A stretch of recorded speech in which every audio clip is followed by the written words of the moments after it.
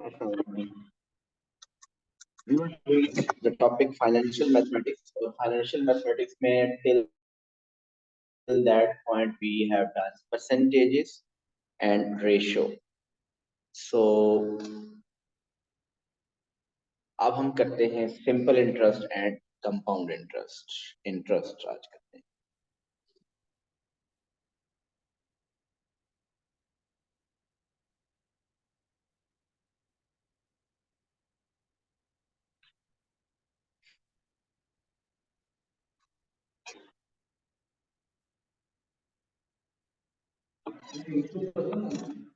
Yes.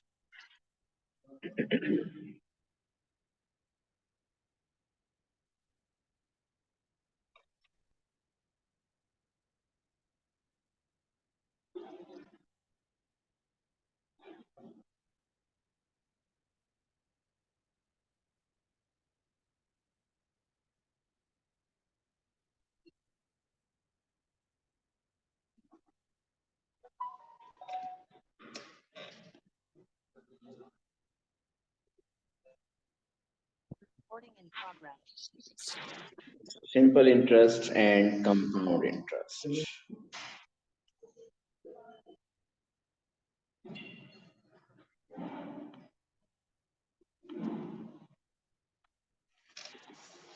I hope you have the idea what is interest. So interest is the additional amount you get when you invest some money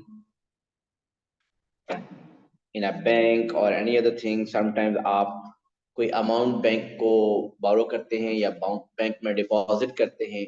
So after certain times आप वो money आप अगर return करते हैं उसके साथ भी additional amount भी जो आप ले रहे होते हैं that is called the interest. या किसी और पर्सन को से आपने कोई अमाउंट बोरो की $1,000 और अगर आप वापस करते हुए उसको $1,050 दे रहे हैं means that additional $50 is the interest amount. So interest is of two types. एक है सिंपल इंटरेस्ट और एक है compound interest. So simple interest और कंपाउंड इंटरेस्ट दोनों में हम देखेंगे डिफरेंस क्या है. पहले जरा सिंपल इंटरेस्ट और कंपाउंड इंटरेस्ट के फॉर्मूलास की एक समरी लिख लेते हैं हम अपने पास. सो सिंपल इंटरेस्ट में interest is equal to I for interest. It's formula is P R T over 100 where I is the interest, I is the interest, P is the principal amount, R is the rate of interest, T is time in years. मैं भी लिखूंगा इनको. A another formula, A is equal to P plus I. So these are two formulas. Here I is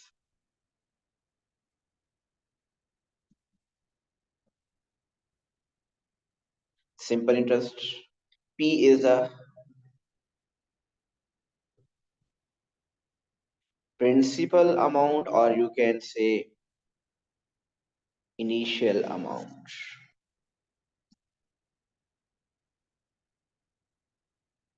R is the rate of interest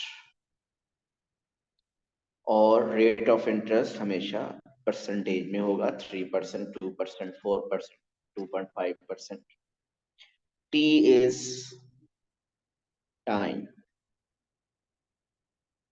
जो कि time year में भी हो सकता है, मंथ में भी हो सकता है, डेज में भी हो सकता है, डिपेंड करेगा क्वेश्चन में. So I is the interest, P is the principal amount, R is the rate of interest percentage में, T is the time in years, months या कुछ भी, and A is the final amount.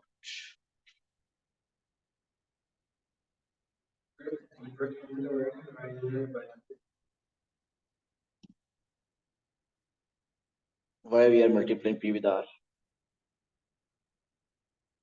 I didn't tell anything अभी तक, सिर्फ हम summary लिखने में भी डिस्कस करते हैं. For compound interest, the formulas are A is equal to P 1 plus R over 100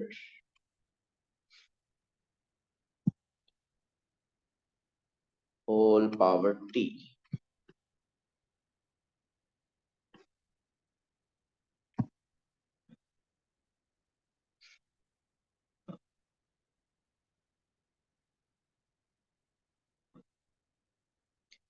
I is equal to P minus, sorry, A minus P.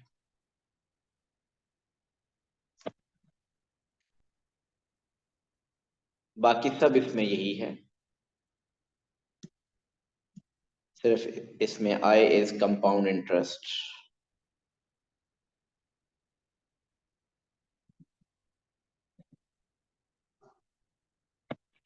I is compound interest.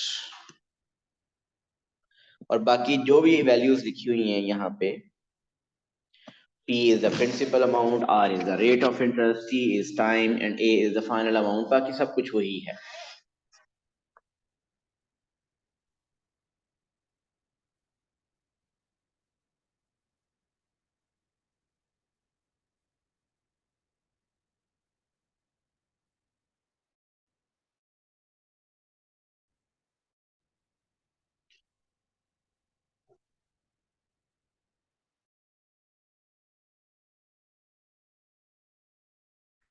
जी अब देखो से एग्जांपल से करते हैं, फिर मैं आपको डिफरेंस भी आपको क्लियर करूंगा कि what's the difference between simple and compound interest. अभी मैंने थोड़ी सी समरी इनकी बना दी है. आप देखिए कि अगर आप कोई एक स्पेसिफिक अमाउंट, जो भी अमाउंट आप डिपॉजिट करते हैं, किसी बैंक से लोन लेते हैं, किसी से बोरो करते हैं, या किसी को आप लोन देते हैं, किसी में इन्वेस्ट करते हैं, किसी बिजनेस में, ये सब जो अमाउंट है ये बेसिकली आपकी प्रिंसिपल अमाउंट है, ओरिजिनल अमाउंट. सो हम किसी अगर एक स्पेसिफिक क्वेश्चन में मैं अगर कह दूं कि प्रिंसिपल अमाउंट है $2000, मीन आपने $2000 सपोज एक बैंक में डिपॉजिट कर दिए. This is the initial amount जो आपने डिपॉजिट की. So the initial amount, the amount deposited, invested, that is called the principal amount. और वो बैंक इंटरेस्ट ऑफर करता है 3% पर ईयर. मीन 1 ईयर में वो कितना इंटरेस्ट ऑफर कर रहा है? 3% पर ईयर. और आपने सपोज उस बैंक में अमाउंट इन्वेस्ट कर दी 4 ईयर्स के लिए. 4 ईयर्स के लिए आपने अमाउंट इन्वेस्ट कर दी. सो आप बताइए कि after 4 years what is the amount of simple interest?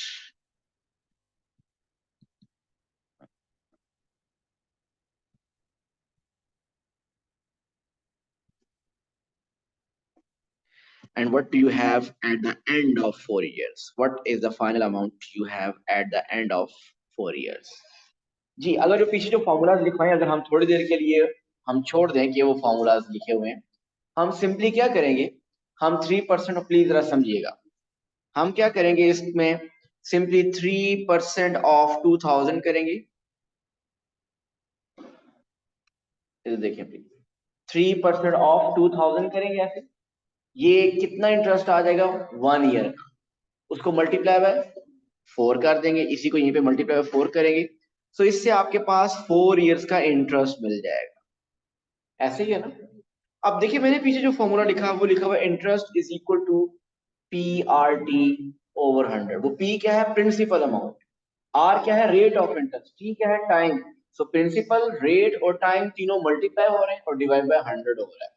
मैंने देखिए जो लिखा है वो भी क्या है, देखें ये है प्रिंसिपल अमाउंट 2000, 3 है रेट ऑफ इंटरेस्ट, 4 है टाइम ओवर 100. ये जो ओवर 100 आप पूछ रहे थे वो परसेंट की वजह से 100 आ रहा है. सो आप उस फॉर्मूले से करें या वैसे ही कर लें, 3% ऑफ 2000 और मल्टीप्लाई 4 कर दें 4 इयर्स के लिए. सो बात वही है. अलग से अगर आप वो फॉर्मूला अप्लाई करना चाहें so we can say interest is equal to PRT over 100. So इससे आपके पास इंटरेस्ट आ जाएगा. What is the principal amount? Rate of interest 3% के लिए परसेंट साइन दोबारा नहीं डालना, 100 ऑलरेडी डिनोमिनेटर में है. T इज द टाइम है 4 years ओवर 100. सो अब आपके पास इंटरेस्ट आ जाएगा, जरा कैलकुलेट करें कितना इंटरेस्ट आ रहा है. 240. सो इसका क्या मीनिंग है साइन $240? और ये टोटल आपको इंटरेस्ट मिल रहा है, मल्टीप्लाई बाय 4 आप कर चुके हैं. सो मल्टीप्लाई 4 आप कर चुके हैं, इसका मतलब this is the total interest you will gate eight the end of 4 years. तो 4 years का ये इंटरेस्ट है. अब अगर मैं आपसे पूछूं मिस्टर साइन कि बताइए eight the end of 4 years आपके पास टोटल अमाउंट कितनी है?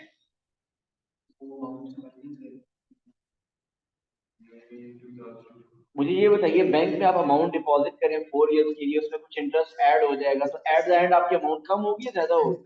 ज्यादा होगी. कितनी ज्यादा? 2000 में 240 आप ऐड कर देंगे. सो इसका मतलब 2000 प्रिंसिपल अमाउंट है, उसमें आप इंटरेस्ट ऐड करें. सो प्रिंसिपल में अगर इंटरेस्ट ऐड कर दें we will get final amount. और अगर आप देखिए जो सेकंड फॉर्मूला मैंने लिखा हुआ है वही लिखा हुआ है A is equal to P plus I. Mean principal amount में इंटरेस्ट ऐड करने से you will get the final amount. So A is equal to P plus I. So principal amount is 2000, interest is 240. So the final amount you will have is $2,240 at the end of 4 years. ठीक हो गया? So ये I hope के simple interest के दोनों formulas आपको समझ आ गए. Interest is equal to PRT over 100 and A is equal to P plus I. अब सिंपल इंटरेस्ट तो एक अमाउंट है, डॉलर्स में होती है. Principal amount P initial amount, amount invested, वो भी एक अमाउंट है, वो भी डॉलर्स में होती है. रेट ऑफ इंटरेस्ट परसेंटेज में होगा. और टाइम, टाइम आपका ईयर्स में हो सकता है, मंथ में भी हो सकता है, डेज में भी हो सकता है. और फाइनल अमाउंट आपकी अगेन एक डॉलर्स में हुई अमाउंट होगी. अच्छा, टाइम का मैं बता रहा हूँ कि मंथ में भी हो सकता है, ईयर में भी हो सकता है. ये किस पे डिपेंड करता है? आपका टाइम डिपेंड करता है रेट ऑफ इंटरेस्ट पे. अब इस क्वेश्चन में मैंने आपको बता दिया था कि रेट ऑफ इंटरेस्ट है 3% पर ईयर. अभी जो रेट ऑफ इंटरेस्ट गिवन है ये ईयर्स में गिवन है 3% पर ईयर. अगर रेट आपका पर एनम गिवन हो, पर ईयर गिवन हो, इसका मतलब हमने टाइम भी ईयर्स में पुट करना है. आप देखिए मैंने यहाँ पे 4 years पुट किए हैं. लेकिन अगर आपका रेट हो 3% पर मंथ, तो आप फॉर्मूले में जो टाइम पुट करेंगे वो मंथ्स में पुट करेंगे. समझ रहे हैं बात?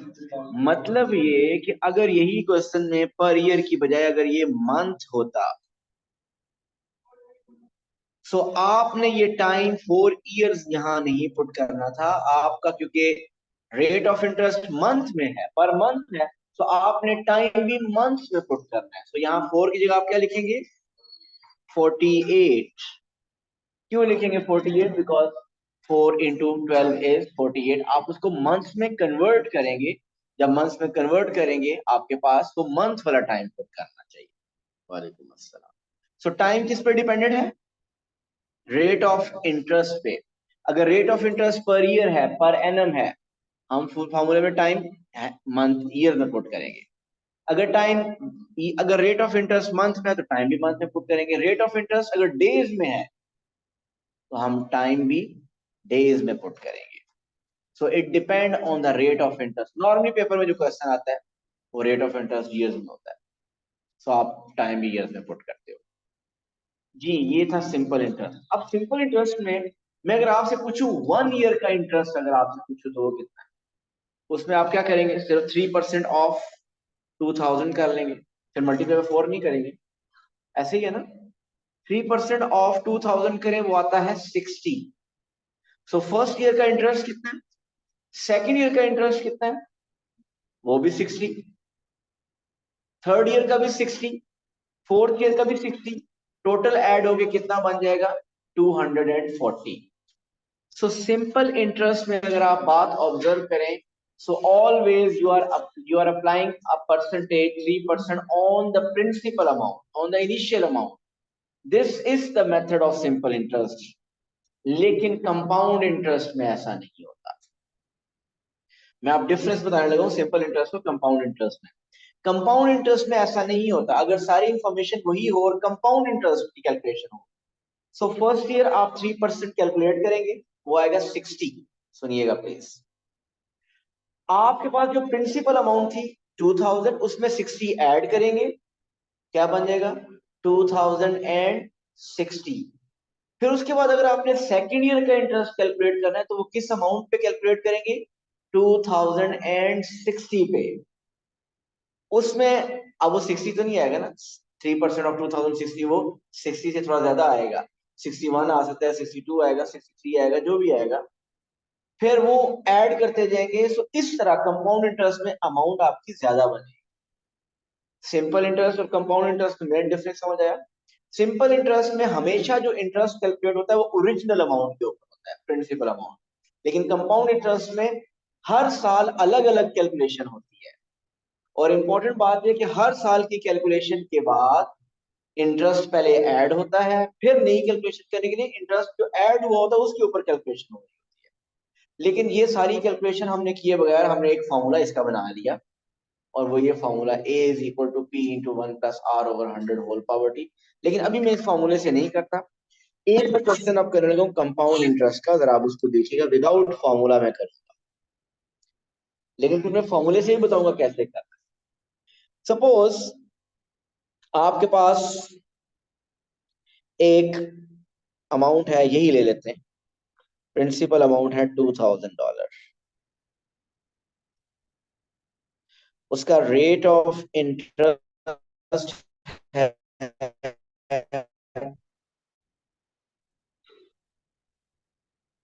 3% पर ईयर. कितने टाइम के लिए इन्वेस्ट की वो अमाउंट आपने, सपोज 3 इयर्स के लिए. पहले आपने 4 ईयर की, अब सपोज आपने 3 इयर्स के लिए की है.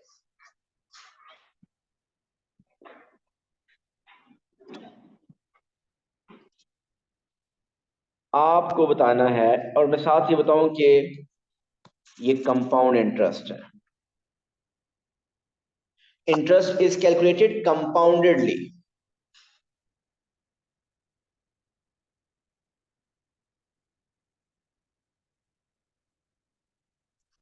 सो हमें कैलकुलेट करनी है फाइनल अमाउंट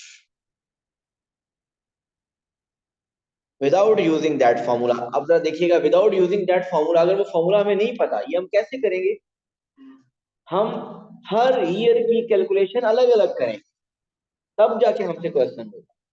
अब हर साल की कैलकुलेशन अलग अलग कैसे होगी, पहले अब हम करने लगे. देखिए जी, at the end of first year,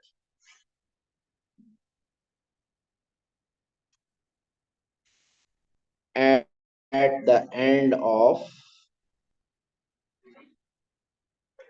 first year. जी बताइए कैसे कैलकुलेट करेंगे. At the first year complete हो गया, अब आप फर्स्ट ईयर का इंटरेस्ट कैलकुलेट करना चाहते हैं. सो इंटरेस्ट का वही फॉर्मूला अगर लगाएं, PRT ओवर 100, सिंपल इंटरेस्ट वाला, या सिंपली आप 3% ऑफ 2000 करें, इनटू मल्टीप्लाई बाय PRT अगर लगाएं, टाइम 1 पुट कर दें. लेकिन एक साल की करें तो टाइम 1 लिखें या लिखें, उससे कोई फर्क नहीं पड़ेगा. सो बताइए इंटरेस्ट कितना आ रहा है, $60. आप बताइए कि at the end of first year आपके पास कितनी अमाउंट है.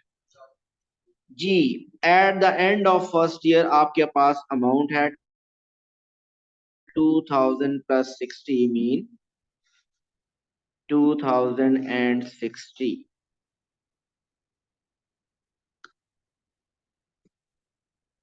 ठीक हो गया. हमें फर्स्ट ईयर के एंड पे पता चल गया कि हमारे पास अमाउंट कितनी है. अब करते हैं eight the end of second year. Second year की राकिन कैसे कैलकुलेशन करें, आप इंटरेस्ट कैसे कैलकुलेट करें. 3% ऑफ क्या करना है, 2060. अब इस अमाउंट के ऊपर, नहीं, न्यू जो अमाउंट है उसके ऊपर इंटरेस्ट कैलकुलेट करना है.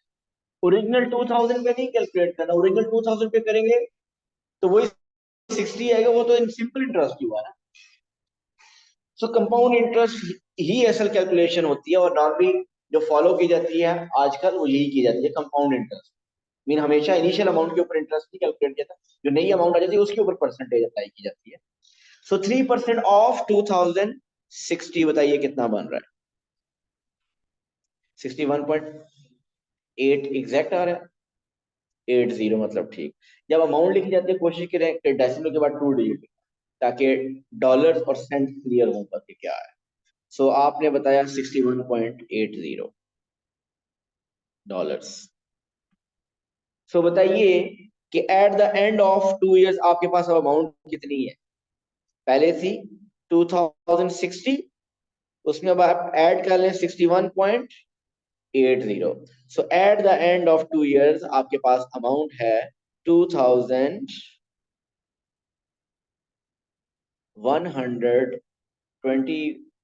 2121.80। ये है अमाउंट आपके पास at the end of second year.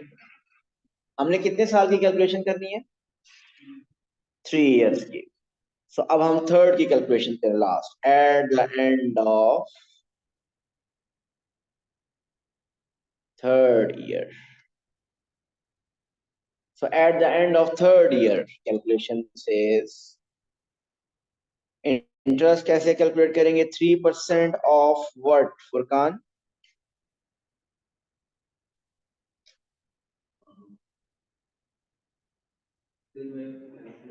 बताएं जी। जो अभी फाइनल अमाउंट जो eight the end of 2 years कितनी अमाउंट आई थी? 2120।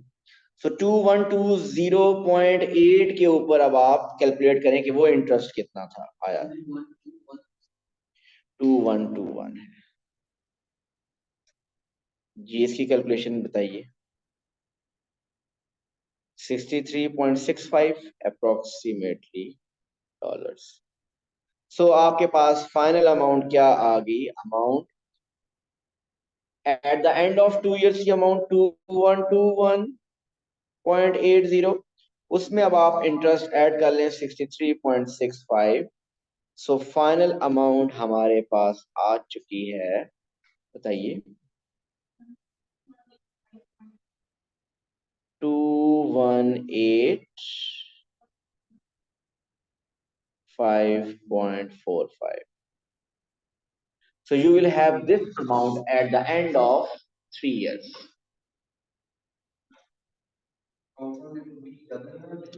वो टाइम वहां पे 4 इयर्स, इधर में 3 इयर्स, अभी एक ईयर कम किया, मगर कैलकुलेशन बहुत लंबी जी। कंपाउंड इंटरेस्ट सही कह रहे हैं, बाकी सब कुछ सेम हो तो कंपाउंड इंटरेस्ट ज्यादा आना चाहिए, लेकिन मैंने ये सिर्फ देखिए इधर टाइम 3 इयर्स लिया हुआ है। पिछली एग्जांपल में मैंने 4 इयर्स दिया था, वो इसलिए अगर इसका 4 इयर्स की कैलकुलेशन करें तो वो जो वहां पे आंसर 2240 है उससे ज्यादा आंसर आएगा। सो डिफरेंस मुझे बताइए सिंपल और कंपाउंड में, क्लियर है? सिंपल इंटरेस्ट में अगर अलग अलग कैलकुलेशन सिंपल इंटरेस्ट में करें तो हर दफा आप 3% ऑफ 2000 करेंगे, 60 आएगा। हर दफा 3% ऑफ 2000 करेंगे, सेकंड ईयर में भी, फर्स्ट ईयर में भी, थर्ड ईयर में भी। सो वो 60 आता रहेगा, क्योंकि हर दफा कैलकुलेशन ओरिजिनल अमाउंट पे होती है। लेकिन कंपाउंड इंटरेस्ट में जो कैलकुलेशन होती है वो हर साल जो इंटरेस्ट होता है वो पहले ऐड होता है, फिर न्यू ईयर की कैलकुलेशन।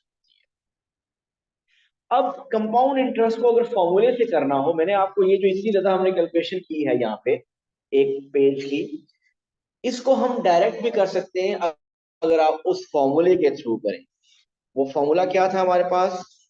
वो फॉर्मूला था हमारे पास A is equal to P into 1+R/100 whole power T। देखिए ये जो फॉर्मूला है ना, ये वाला, इस फॉर्मूले से इंटरेस्ट मिलता है। ये याद रखिए, ये जो फॉर्मूला है, ये जो फॉर्मूला इधर में लिखा हुआ है, इस फॉर्मूले को अगर अप्लाई करेंगे डायरेक्ट आपको ए मिलेगा। ए मीन फाइनल अमाउंट मिलेगी। सो अब मैं यही जो क्वेश्चन अभी हमने अटेम्प्ट किया है, दिस वन, इस क्वेश्चन को मैं उस फॉर्मूले से करने लगा। हमारे पास आंसर क्या आना चाहिए? 2185.45। So with the help of formula मैं सारी इंफॉर्मेशन दोबारा कॉपी करता हूं। Your principal amount was $2,000. Rate of interest was 3% per year. Time was 3 years. और आपको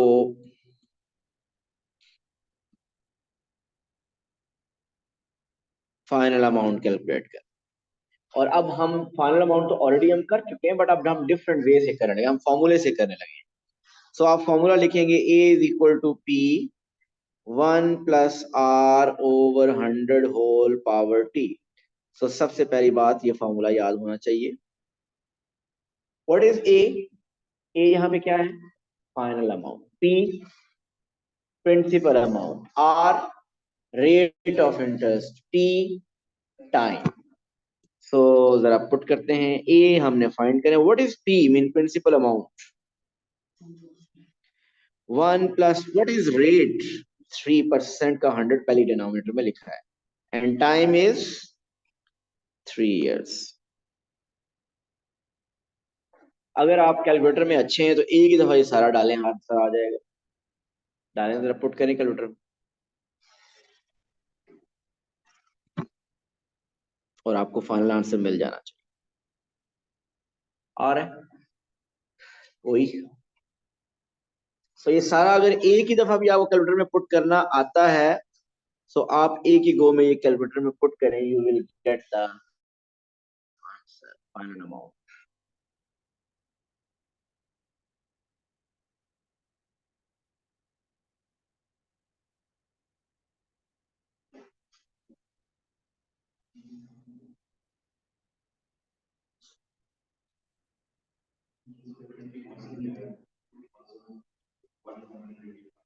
पॉइंट ये था ना पहले भी। बिल्कुल ठीक है, वही आंसर आ रहा है। अगर इसमें मिडिल में वर्किंग अगर आप सपोज करना भी चाहें, सो 3/100 क्या बनता है? 0.03।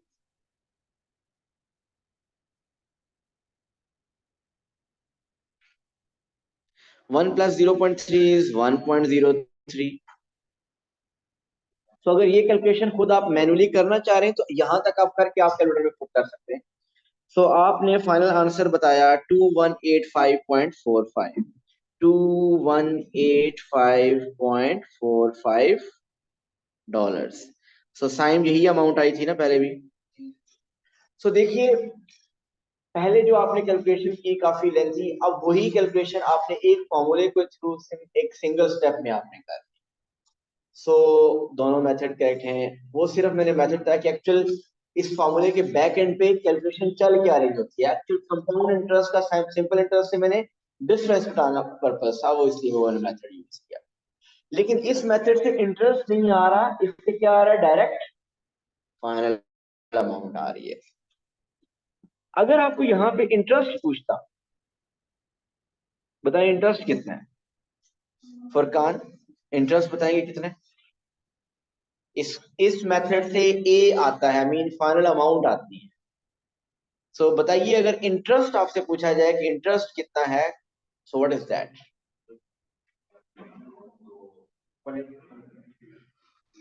फाइनल अमाउंट में से, क्योंकि आपके पास ये इनिशियल अमाउंट है 2000 और ये फाइनल अमाउंट है 2185.45।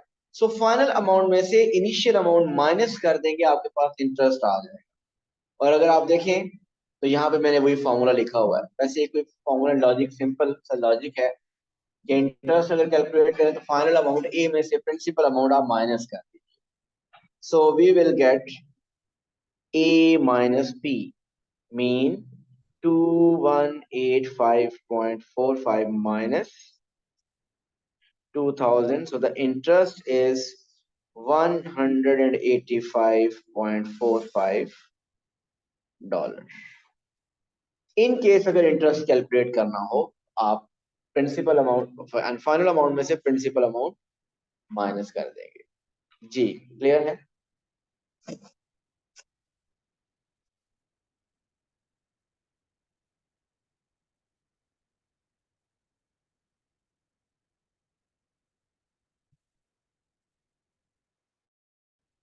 ओके जी, हम अभी इसको मीन सिंपल इंटरेस्ट और कंपाउंड इंटरेस्ट के क्वेश्चंस करेंगे, लेकिन अभी एक क्वेश्चन भेजा हुआ है इकरा ने पास पेपर का, वो भी छोटा सा क्वेश्चन है, पहले कर लेते हैं। हम सिंपल इंटरेस्ट और कंपाउंड इंटरेस्ट के भी क्वेश्चंस की प्रैक्टिस फर्दर हम अभी करेंगे। अभी मैं सिर्फ बेसिक थोड़ा सा कॉन्सेप्ट आपको एक्सप्लेन किया। तो इकरा ये है आपका question. The question is about I think percentage.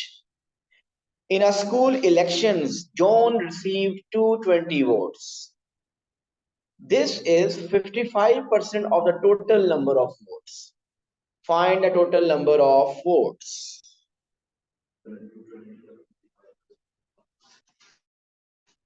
220 का 5%, 55% तो टोटल का है।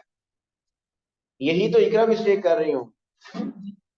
220 ओरिजिनल अमाउंट, ओरिजिनल वोट नहीं है, तो 220 की 55% नहीं फाइंड करनी। आपको टोटल वोट तो पता ही नहीं है, आपको परसेंटेज फाइंड करनी है 55% ऑफ टोटल। और टोटल कितना है हमें नहीं पता, तो टोटल को आप कर लें x। तो आप करें 55% ऑफ x। अब टोटल का 55% वोट जॉन को मिला, तो जॉन के कितने थे 220, so it is equal to 220। So 55% of x is equal to 220, तो वहां से आप x फाइंड कर लेंगे। जी इकरा, ये समझ आई बात? Yes sir. सो देखिए, टोटल वोट जितने भी होते हैं, अगर उसका 55% अगर मैं कहूँ कि वो जॉन को मिले, तो आप 55% आप टोटल फाइंड करोगे ना। तो अब जॉन को जो वोट मिले वो हमें पता है, जॉन को जो वोट मिले हैं हमें वो पता है, बट टोटल वोट नहीं पता। तो हमने 55% ऑफ टोटल को एक्स कर दिया, 55% of X is equal to 220 कर दिया। यहां से हमें एक्स फाइंड कर लेंगे हम, और एक्स क्या आएगा 220 इंटू 100 डिवाइडेड बाय 55। सो यहां से आपके पास टोटल वोट आपके पास आ जाएंगे। जी क्लियर है? हम कल सिंपल इंटरेस्ट और कंपाउंड इंटरेस्ट की कुछ प्रैक्टिस करेंगे। Thank you so much. Allah Hafiz.